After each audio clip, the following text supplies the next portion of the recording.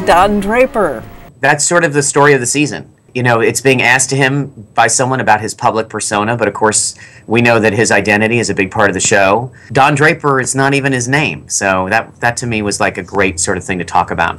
Did you wake up with it one day and go, yes? I woke up with the idea of who am I? You ask that question when you're a kid.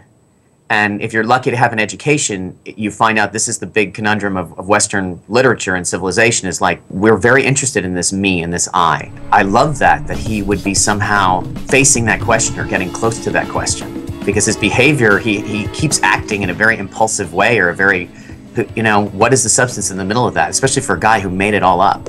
So without giving anything away, his offices, his apartment. Yeah. I can tell you this, we have a new office. I'm not giving that, I haven't let it be seen anywhere. I think you will feel a different energy. And whether people think it's one period or another, I don't know. All I wanted was for it to be new. I can't believe I'm gonna miss this. And what's fun that goes along with it is that it's smaller. So even though we only knew a few of the people at Sterling Cooper, I think everyone always assumed that it was a couple hundred people there. We always did. And the hierarchy is compacted. But it's just got a great vibe, and it's different, and it's got a lot of energy, and I'm very proud of it. And the apartment, to me, is like, where would Don live? This is the Marina del Rey of that time. This is the divorced dad locale. It's plush, and it's velvety, and it's masculine, and it's somewhat lacking in personal character. And, you know, it's sort of like the, I don't know if you know what this is, it's sort of like the Oakwood Apartments of its day. Existential Oakwood. Exactly. So I have some questions here from the newsroom. Okay, great. Here. Okay. Great. Peggy and Don seem to share a secret. Should we keep our eye on the two of them, and will they appear together more this season? They do share a secret. What's interesting to me is that they don't really have to talk about what the secrets are, but I feel like they are similar people. And so we are investigating that this season. Whom should we be keeping our eye on if we want to know where your head is this next season? My head's in all the characters. The one thing that I hope that the audience understands is that when you follow Don and you watch him behave in certain ways, I'm not advocating what he's doing. He's often making bad decisions. He's often misquoting people. He's often misunderstanding things. He's often acting against his own self-interest. So where is my head at? I'm an entertainer.